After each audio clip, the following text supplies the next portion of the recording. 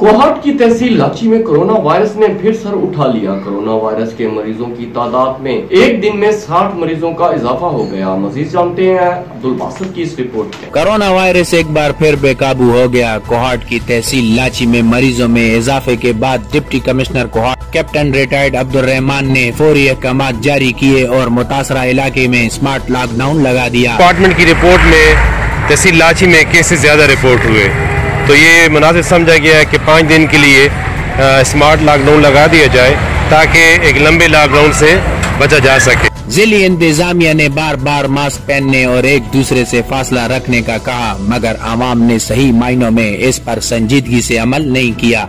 हमारी आपसे गुजारिश है, जिधर तक हमारी आवाज़ पहुंच रही है कि भाई अगर आप लोग इसका एहतियात करें तो स्मार्ट लॉकडाउन भी इंशाल्लाह ख़त्म हो जाए। अगर नहीं करेंगे तो शायद ये फिर वही पुराना सिलसिला होगा जो पिछले साल था।